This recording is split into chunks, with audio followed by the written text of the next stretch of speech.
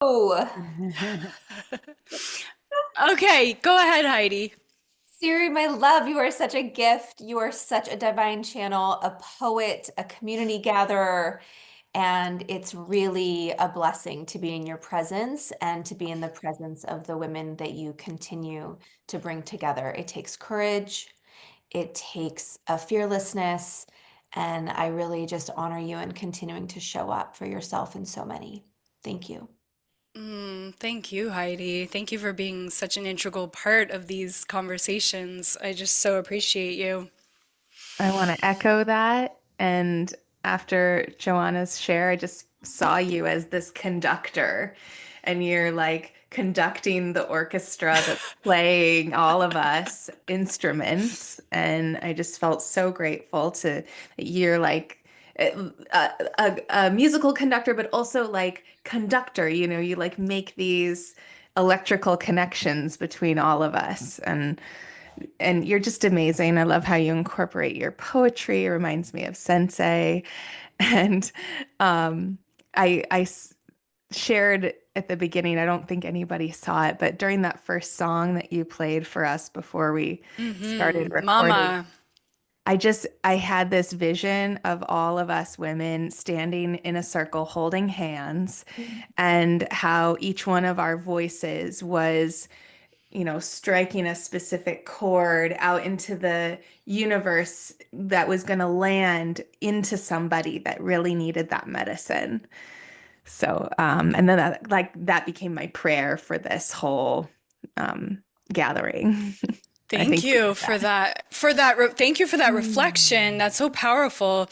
And you know, you are each, like you said, an instrument, and we're talking about fine-tuning our instruments and clearing our instruments so that we can be these radiant, harmonious voices that create this chorus of love and remembrance. And I just so appreciate how each of you have shown up in the world and in my life. And each of you, I know Heidi left, but like have the courage to show up in your truth. I mean, it takes courage. Specifically, I know Heidi left, but like to show up and be a steward of microdosing, like there's a lot of judgment around that. So that people can have. And so like it takes courage to live authentically. It takes courage for us to use our voices as spiritual entrepreneurs, as healers, as women. It takes courage for us to keep coming back and coming back and coming back and coming back and coming back. But what's the alternative?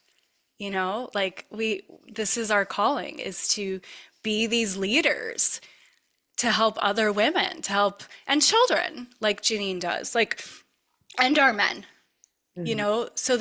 so we can be, that we're the mirror to remind the people in our network of who they are by coming back to our center. So it's brave work that we're all doing, and I'm inspired by each of you.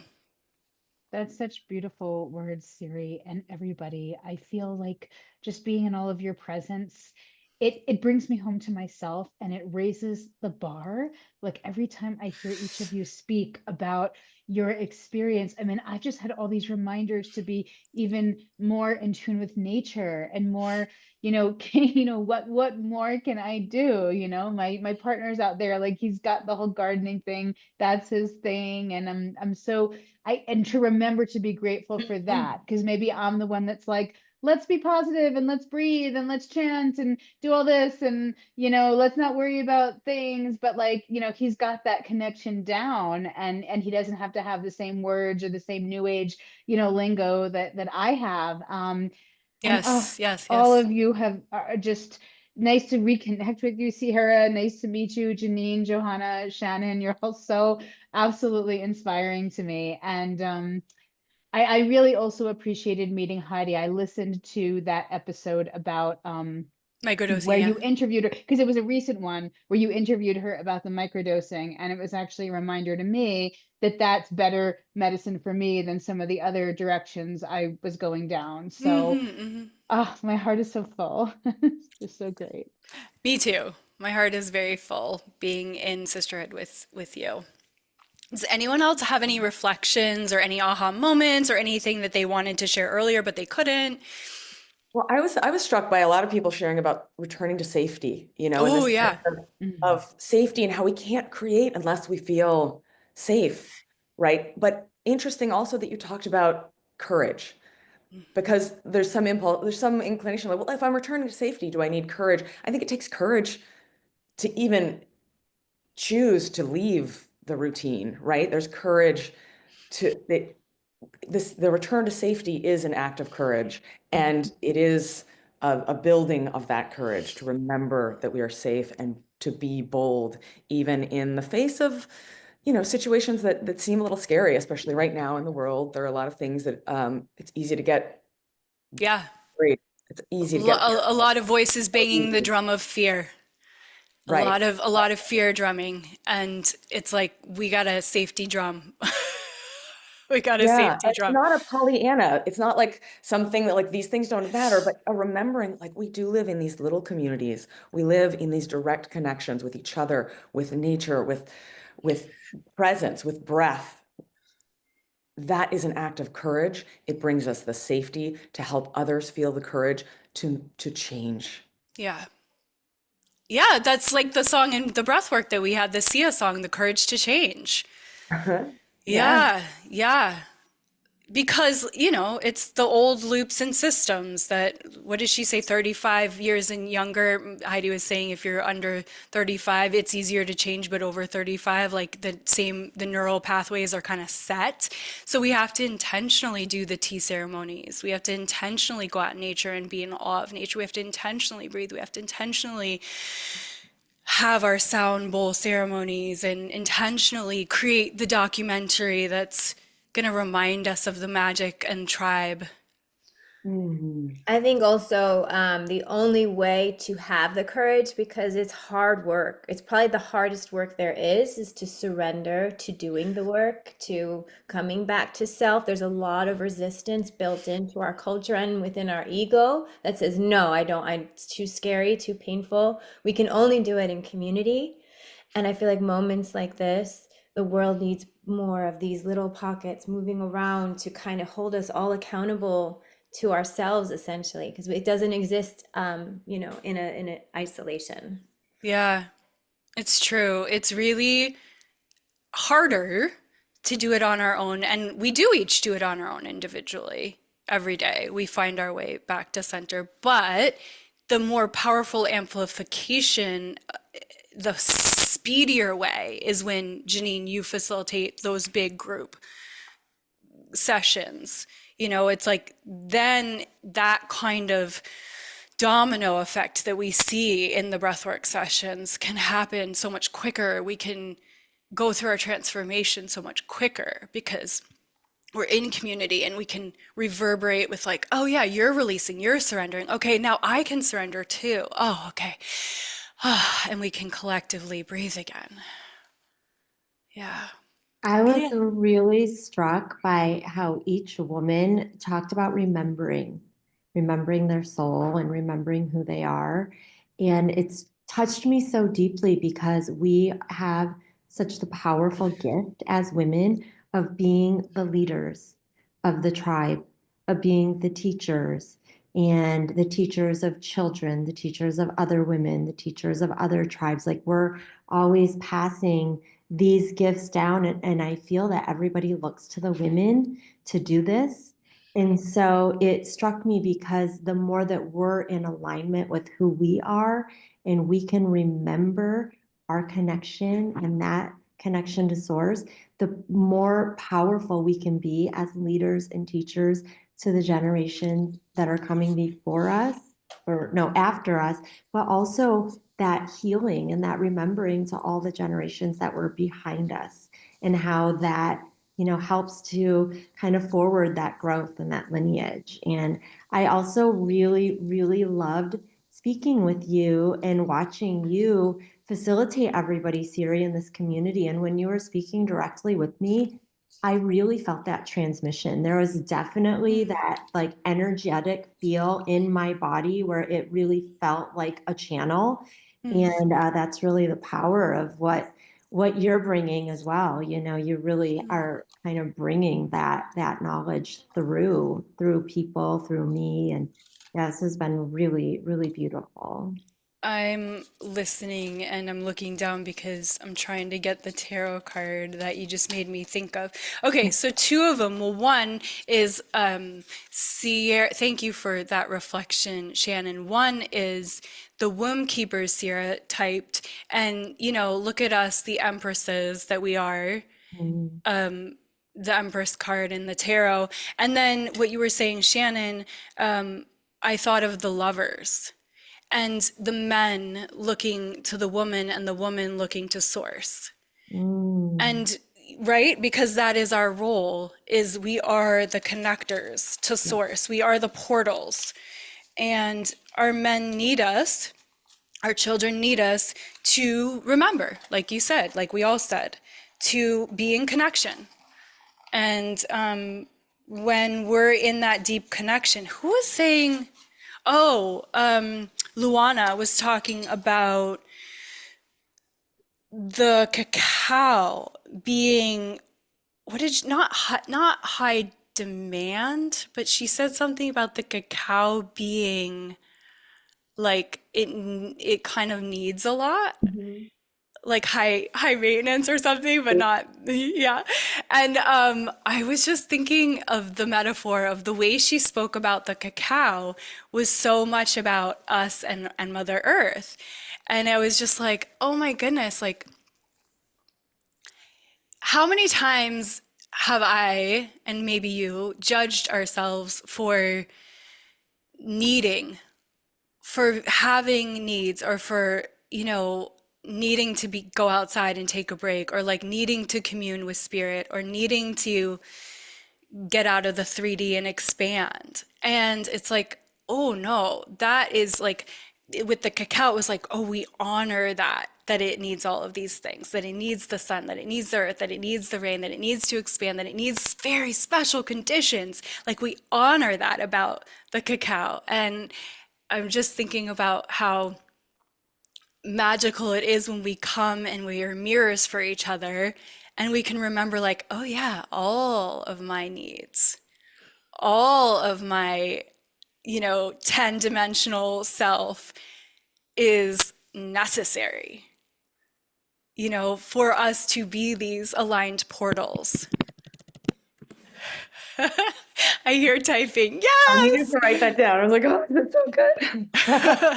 No, I was thinking the other day, I was like, oh my God, if I go 3 days in a row where I don't self-care, I'm like terrible.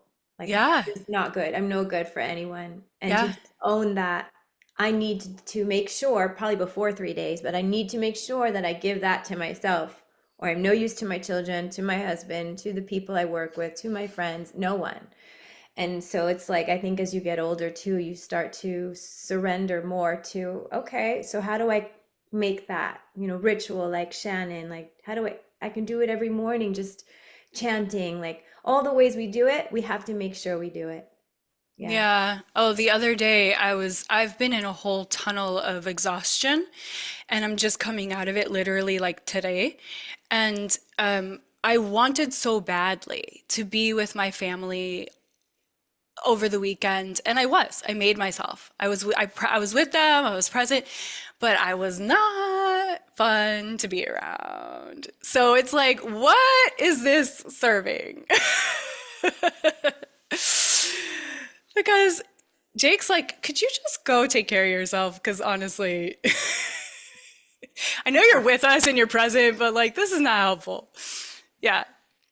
I think that also speaks to the necessity of having these quick tools to shift your energy, because nobody has a full day. Not everybody. I shouldn't say nobody. Oftentimes we don't have a full day, so to be able to like pop into the bathroom and do like 30 seconds of breath work, or just take 5 breaths, or sitting and having a cup of tea, or just even putting your feet on the ground in nature, or looking at a tree, whatever these small moments are, to bring us back into our bodies, because it's really hard to take a full day. And oftentimes it's like trying to find a moment of stillness within the chaos in the bathroom. Like, I can't tell you when I'm a former hairstylist. So when I worked in the salon, I would sometimes just go to the bathroom and I would just take like 3 breaths and I would just sit there with my eyes closed for a few moments, running like a visualization of light or a waterfall or just something